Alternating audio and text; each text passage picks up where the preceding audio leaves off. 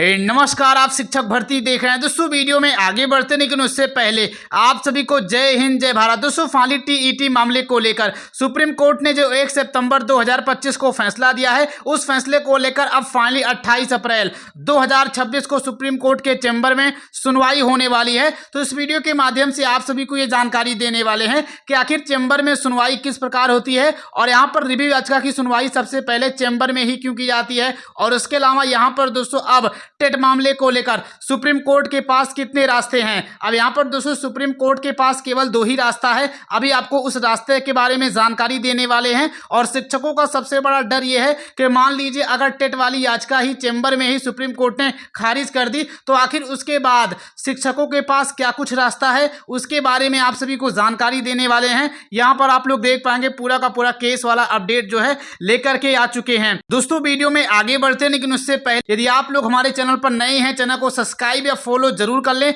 नीचे यहाँ पर सब्सक्राइब या फॉलो का ऑप्शन दिख रहा है, जैसे आप लोग इस पर क्लिक करेंगे फाइनली आप लोग हमसे जुड़ जाएंगे। और 28 अप्रैल 2026 की सुनवाई में जो कुछ अपडेट होगी पूरे दिन आपको हमारे चैनल के माध्यम से सबसे पहले जानकारी दी जाएगी। तो 28 अप्रैल 2026 के टेट मामले की सुनवाई को लेकर हर एक जानकारी, हर एक अपडेट के लिए चैनल को सब्सक्राइब जरूर कर लें। अब चलते हैं आप सभी को सारी जानकारी वन बाय वन करके अच्छे तरीके से बताते हैं। फाइनली यहाँ पर आप लोग देख पाएंगे चैम्बर में सुनवाई क्या होती है। तो सबसे पहले यहाँ पर आप लोग देख पाएंगे यह ओपन कोर्ट नहीं होता है। पहला पॉइंट, ओपन कोर्ट कहने का मतलब दोस्तों ये होता है कि जब सबसे पहले चैम्बर में सुनवाई होगी और उसके बाद जब सुप्रीम कोर्ट आपके केस को एक्सेप्ट कर लेगा और सुप्रीम कोर्ट के जज को ये लगेगा कि हाँ आपके केस में दम है, आपने जो याचिका डाली है उसको अच्छे तरीके से फिर से सुना जाना चाहिए। जो देश के 25 लाख शिक्षक प्रभावित हैं, तो कहीं ना कहीं उसके बाद दोस्तों ओपन कोर्ट में सुनवाई होती है। आगे यहाँ पर देख पाएंगे जज अपने चैम्बर में बैठकर फाइल देखते हैं और इसमें आमतौर पे वकील की मौखिक बहस नहीं होती है।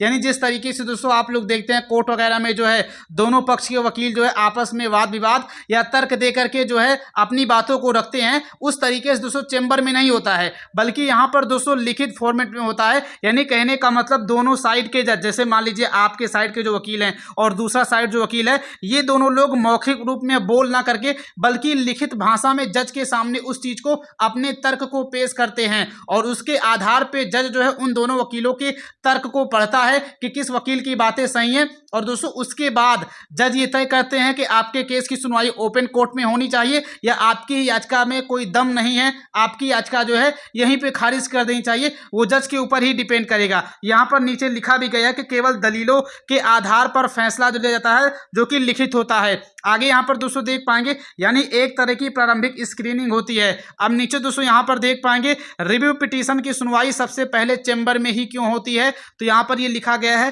कि सुप्रीम कोर्ट के पास बहुत ज्यादा केस होते हैं, इसलिए उसके पास समय नहीं होता है और हर रिव्यू पिटीशन को ओपन कोर्ट में सुनना संभव नहीं है। दूसरे पॉइंट में यहाँ पर यह कि रिव्यू पिटीशन का स्कोप बहुत ही लिमिटेड होता है। यह दोबारा पूरा केस नहीं है, यह सिर्फ देखना होता है कि कोई स्पष्ट गलती तो नहीं हुई है। और तीसरे पॉइंट में दोस्तों इसलिए रिव्यू पिटीशन की सबसे पहले सुनवाई चैम्बर में होती है क्योंकि यहाँ पर समय बचाने के लिए अगर हर केस में खुली बहस हो तो कोर्ट का सिस्टम थोड़ा धीमा पड़ जाएगा। यही मेन कारण है कि केस की सुनवाई सबसे पहले चैम्बर में होती है। पहले जज चैम्बर में तय करते हैं कि केस में दम है या नहीं।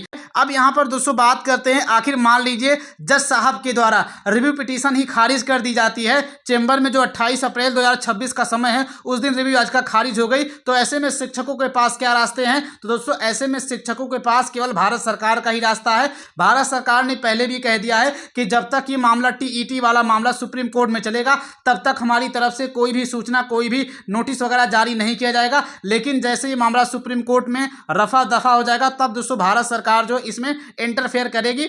भारत सरकार ने ऐसा पहले भी कर दिया है। लेकिन मान लीजिए दोस्तों आपकी याचिका खारिज नहीं होती है, चैम्बर में जो है आपके केस को एक्सेप्ट कर लिया जाता है, तो उसके बाद दोस्तों फिर ओपन कोर्ट में सुनवाई होगी। और ओपन कोर्ट में जिस तरीके से दोस्तों फिर दोनों वकील जिस तरीके से अपना पक्ष रखेंगे उसी तरीके से आम भाषा में जैसे रखते हैं रखेंगे। उसके बाद दोस्तों फिर फाइनल फैसला आएगा। अब यहाँ पर दोस्तों जैसे चैम्बर में आप लोगों का केस जो है एक्सेप्ट कर लिया जाएगा तो कहीं ना कहीं हम सबके वकील के द्वारा वहां पर बात रखी जाएगी कि सुप्रीम कोर्ट ने जो 1 सितंबर 2025 को फैसला दिया है उस फैसले को जो है वापस लिया जाए और जब तक रिव्यू याचिका यानी जो पुनर्विचार याचिका है जब तक इसकी सुनवाई पूरी तरीके से कंप्लीट ना हो जाए, इस पर कोई सुप्रीम कोर्ट फैसला ना दे दे, तब तक दोस्तों 1 सितंबर 2025 का फैसला जो है निरस्त होना चाहिए और उसके बाद उस तारीख को आगे भी बढ़ाना चाहिए अगर आने वाले दिनों में कुछ भी होता है। खैर दोस्तों, अब 28 अप्रैल 2026 की वो तारीख नज़दीक आ गई है। 28 अप्रैल 2026 की तारीख को ये कंफर्म हो जाएगा कि उस दिन क्या कुछ होने वाला है। तो दोस्तों यहाँ पर मैंने आप सभी को इसके बारे में पूरी जानकारी बता दी है। बाकी अगर आप लोग हमारे चैनल पर नए हैं, चैनल को सब्सक्राइब करके नोटिफिकेशन बेल ऑन जरूर कर लें, क्योंकि हमारे चैनल के माध्यम से 28 अप्रैल 2026 की सुनवाई में पूरे दिन चैम्बर में दीपांकर दत्ता साहब और जो मनमोहन है जो कि जज हैं वो क्या कुछ करने वाले हैं, वो सारा का सारा अपडेट टेट मामले को लेकर इसी चैनल के माध्यम से सबसे पहले बताया जाएगा। तो टेट मामले की हर खबर डंके की चोट पाने के लिए चैनल को सब्सक्राइब करके नोटिफिकेशन बेल ऑन जरूर कर लें। मिलते हैं फिर किसी नए वीडियो में। जय हिंद, जय भारत।